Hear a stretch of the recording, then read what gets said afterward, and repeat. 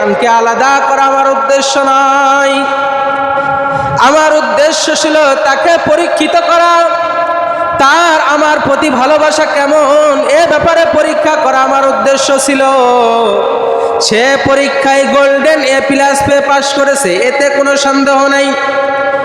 ও জিবরিল, দরবারে যাও, জান্নাত থেকে একটি দুম্বা নিয়ে যাও, আমার বন্ধু ইসমাইলকে সরাও, আর ইব্রাহিমের ছুরির তলে দুম্বা বিছাই দাও।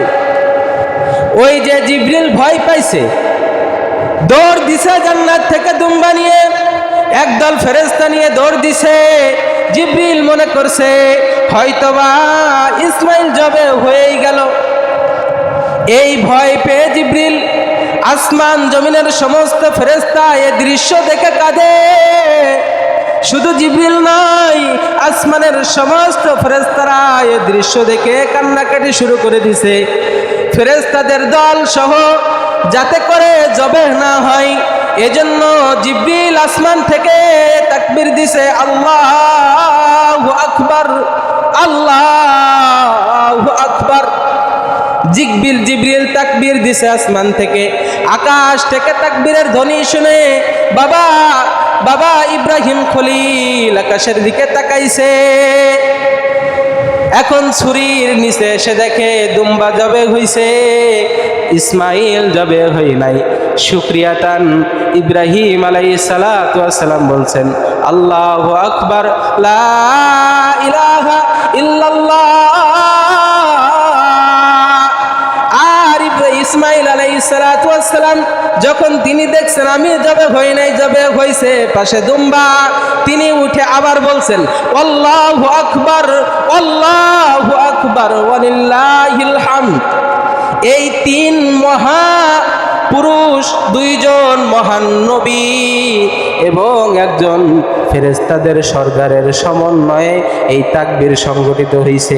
এই দৃশ্য আল্লাহর কাছে এত পছন্দ হয়েছে, কিয়ামত পর্যন্ত ইব্রাহিমের যত সন্তান এই পৃথিবীতে আসবে সমস্ত সন্তানদের জন্য 5 ওয়াক্ত ফরজ নামাজের পরে এই 5 দিন এই তাকবীর বলা ওয়াজিব। সুবহানাল্লাহ, আল্লাহর কাছে কত পছন্দ হয়েছে। আল্লাহু আকবার, আল্লাহু আকবার, লা ইলাহা ইল্লাল্লাহ, আল্লাহু আকবার, আল্লাহু আকবার, ওয়ালিল্লাহিল হামদ।